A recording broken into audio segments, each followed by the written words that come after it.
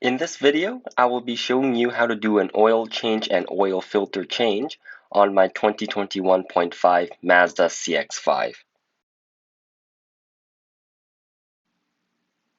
So before you do your oil change, you want to make sure you have the correct oil for your vehicle, the correct oil filter for your vehicle, an oil drain pan, a socket and ratchet wrench set, a jack and jack stands, shop towels, a funnel, brake clean, an oil filter wrench, a torque wrench, and torque specs so that you understand how tight you need to make certain bolts or the filter on your vehicle.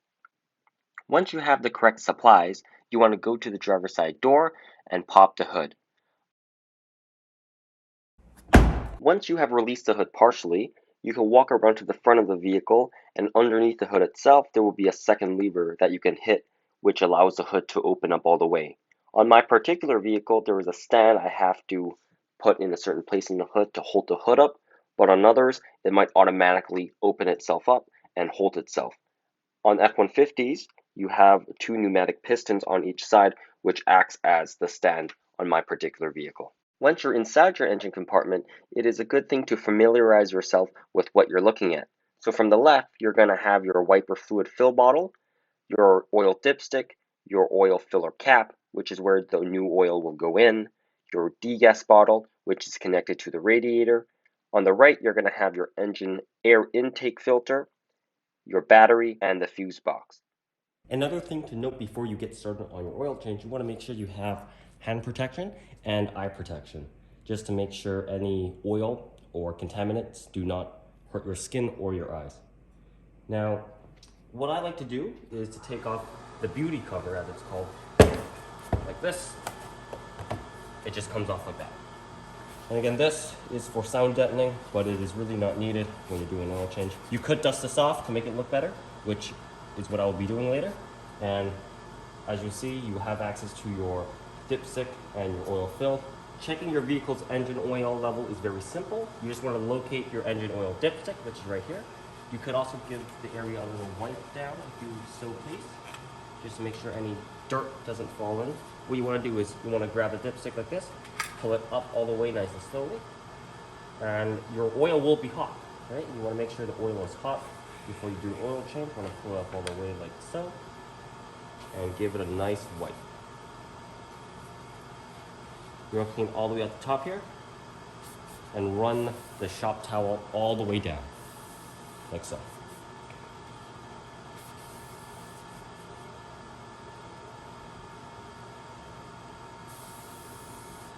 Right. Once you have cleaned the dipstick, you want to put the dipstick back in, and this will be the reading which you will take into consideration before you do the oil change. So for example, the dipstick's all the way in. I'm going to pull out nice and gently.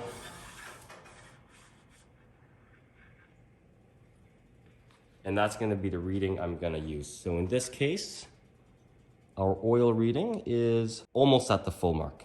The oil above the full mark is just the oil that was left after the engine was running, and the dipstick might have touched that. But right now we have a good level of oil, so that tells us we're not burning oil, and the color of the oil is a nice dark brown, which is what you would want to see before you change the oil.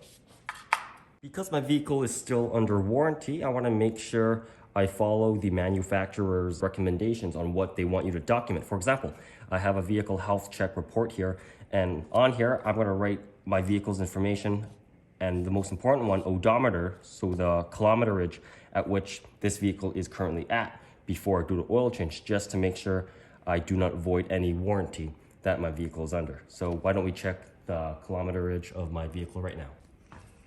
So again, coming to the driver's side of the vehicle, we're going to open the door, and we're just going to put the vehicle in auxiliary mode. Right here, as you can see on the right display, we are at 12,031 kilometers. So we're going to remember that number and write it down on our sheet.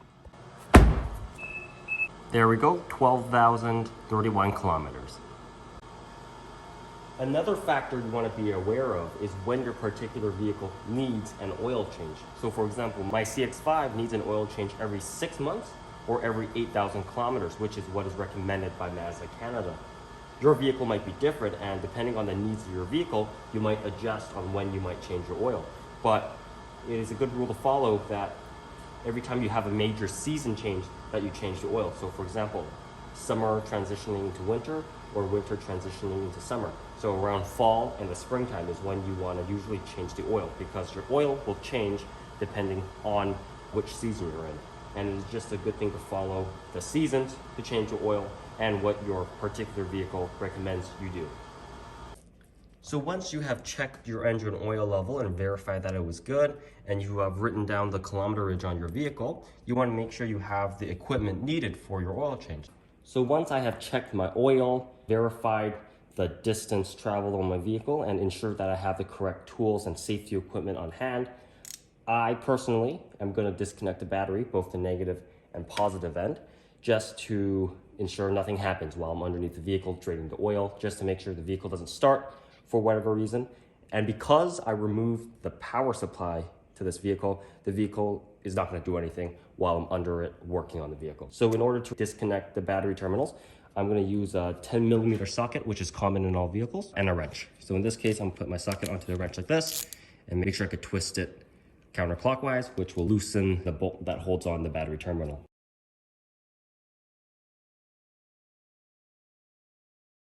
Now, another thing you could do is grab a multimeter, which will allow you to test the battery's charge. So this right here is a Mastercraft multimeter. And right now I'm reading 12.78 volts. This is a 12-volt battery, so 12.78 is a very healthy charge. So again, you could use a multimeter to test the health and charge of your battery. At this point, it is time to jack the vehicle. So when you're jacking the vehicle, you want to make sure, A, you have jack stands. In other words, you want to make sure you support that vehicle on at least 2 or more points, just in case one were to fail. Now, the second part of this is you want to make sure you use a jack rated and certified to lift your vehicle. In this case, this is a 2-ton jack. This vehicle weighs about 2,000 kilograms, so this jack is more than enough to lift this vehicle. All right, so once you have your vehicle high enough at the front, as you can see, I have a jack stand on that side and a jack stand and bottle jack on this side supporting the vehicle, and that you have enough space underneath the vehicle, you can get started with the oil change. Now again, I can't stress enough that you have to have at least 2 points of support. In this case, I have 1, 2, and 3. If any one of these were to fail, the other 2 will support the weight of the vehicle. Additionally, as you're jacking up the vehicle, you want to make sure you at least chalk off one of the rear tires, right? Now these little wood pieces don't necessarily do much for you, but at least it will help the vehicle from rolling backwards. So once your vehicle's in the air, you come over here, give it a good shake. Now this vehicle is not going anywhere. It is very stable the way it is. I have 3 points of support and a backup right there, just in case this vehicle were to fall. Now that we have the vehicle up in the air and that we're ready to complete the oil change in the vehicle, what you want to do is take the dipstick that you checked earlier and just leave it right here. What this does is it allows the system to vent itself. In other words, as you remove that oil, you want air to take up the space the oil did before, so that all the oil can get out faster. And with respect to the oil cap, you want to take this cap out and physically look inside. Now, if you see any white or any foaming, that tells you a lot about the condition of your oil. In this case, this oil cap is clean, the oil smells normal, and the oil is very healthy. Now this cap, we're not going to leave it out like this, but we're going to take the cap like so, and just gently put it on like this. This allows the system to vent and allows the oil to flow out faster because we have airflow. I'm gonna lay down like this and find the panel that we need to take out in order to access the oil drain bolt right here. Alrighty, so I got that plate out. Now here I have 2 screws, which goes right there and right here. So we got the first screw, the second screw, and then the 2 alligator clips I was talking about. And you can see how that works. You have a centerpiece that pushes in and it expands out on this outer housing. This was facing this side to the front of the vehicle, this side to the back, so you just crawl under and loosen those as you can. Now going back under the vehicle, you now have access to your oil drain bolt, which is right here, but you also have access to that oil filter I was talking about earlier. In order to remove that oil drain bolt, we're gonna use a 17mm socket like so, and an oil pan. All right, so I've got the drain bolt in my hand right now and the oil pan in a good area. It's dripping. So theoretically speaking, this is already untwisted all the way. You can see already oil coming out. So if I remove my hand nice and quickly, that oil should just start flowing. Beautiful. Look, you see how it's hitting? And hopefully it starts to drain faster because that is filling up quickly and we don't want to make a mess. The oil is nice and dark and I'm in a very awkward position. You can see right there. That's what it looks like. But that's how you will drain the oil. And this is what all the preparation was for, draining this old oil. Just to review what happened there. As for the drain bolt, a 17mm socket loosened it. And what you do is, as you untwist it, you push it against the drain pan. And once it's out all the way, you just remove it real fast. And as you can see, you have that crush washer right there. So we're just gonna leave this out right now. You never ever wanna just crumple this drain plug and leave it somewhere. You always wanna leave it exposed in a well-known area, just in case someone might throw it away. So again, always leave your drain plugs exposed.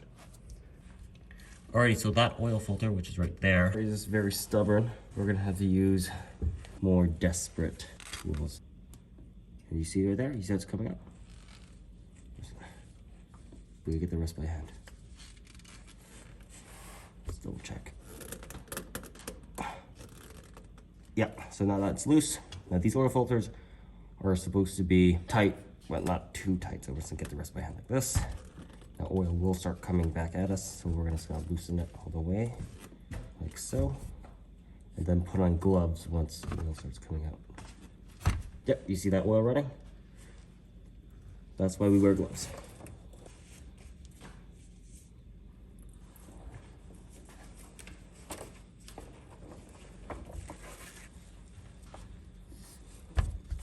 So this oil filter will be filled with oil. So you just want to be careful that you carefully take it off like this and dump the contents of that filter, as you can see, right? Look at all that oil. So that's why you have oil pressure. You want to dump the entire contents of that oil filter into the pan. Another thing you want to make sure of when you're removing the oil filter is to make sure the old gasket right here, as you can see, that black gasket comes off of that plate. I don't know if you can see it up here, but there's a plate right here. All right, let's see if I get a reaction shot of what I'm looking at. Looking at this compartment right here, you have the oil drain bolt and the oil filter. Now that metal area, that metal ring around that area where the oil is forming a ring, you want to make sure the gasket of that old oil filter comes with it. If not, you're gonna do something called double gasketing, which can result in a rather quick and spontaneous oil leak. You don't want that. So you wanna make sure that old gasket comes with it. The next thing is you wanna make sure you just gently wipe that area, right? You wanna wipe that area, just make sure it's clear of oil, which is what I'm gonna do now. So now that gasket area is clear of oil, we're gonna put a new oil filter on there, which is very important. So now that we have our drain plug gasket out and our old oil filter out, we wanna make sure we replace that gasket on this drain plug, and that gasket comes new on the replacement oil filter. This is an OEM oil filter. You wanna make sure you use OEM oil filters where you can. So in this case, we're gonna open up our new oil filter. It looks like this. With respect to the new oil filter, you wanna make sure you put a film of oil around that gasket. That just helps it seal better. So why don't we do that now? Once you have applied some new oil onto the gasket of your new oil filter, you can go back under your vehicle and begin screwing your new oil filter in. Now, once that new gasket touches the plate sealing the oil filter to your engine, you want to just give the oil filter an extra 3/4 to 1 turn. Now, my particular oil filter, you can torque the oil filter down between 12 to 16 Newton meters, but usually an extra 3/4 to 1 turn would be sufficient for tightness of your new oil filter. So at this point, once I have my oil filter on and tight enough, so what that means is take the oil filter, spin it onto its housing, and once that gasket touches the metal housing, you give it an extra 3/4 to 1 turn. Once that has been done, and once your drain bolt has been tightened and torqued properly, you can then add the oil. Now, I still have the vehicle lifted because I'm gonna add the oil, connect the battery, and then check the vehicle for any sorts of leaks underneath the vehicle. I'm using Mobil 1 OW20 oil. We're gonna peel back this protective cover right here. Now, I always recommend using a funnel, but your funnel has to be clean before you use it. This vehicle calls for 4.5 liters, so we're gonna dump most of this in, but leave a little bit extra until we check the oil level.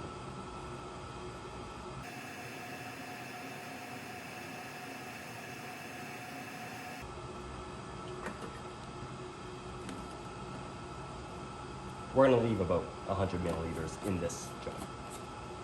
Once we check the oil and the level is okay, we can add the rest or not, but we're probably gonna end up adding the rest. All right, at this point, we're gonna connect the battery terminals. So again, we're gonna do this in reverse order. So it's gonna be positive first. On the other side, same thing. Negative end, put it on here like this, and begin tightening the bolt.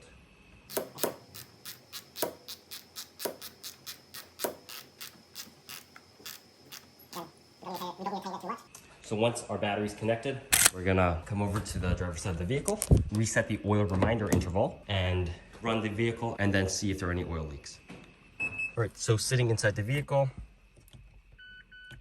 we're gonna put the vehicle in auxiliary mode. We're gonna go down to information, vehicle status monitor, hit the vehicle maintenance settings, reset interval, reset,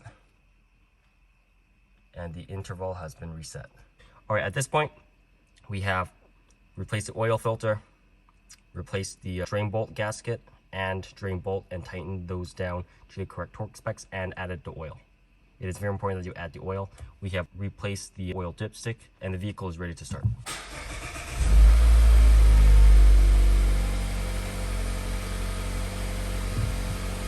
All right, at this point, we're gonna check for leaks and any problems.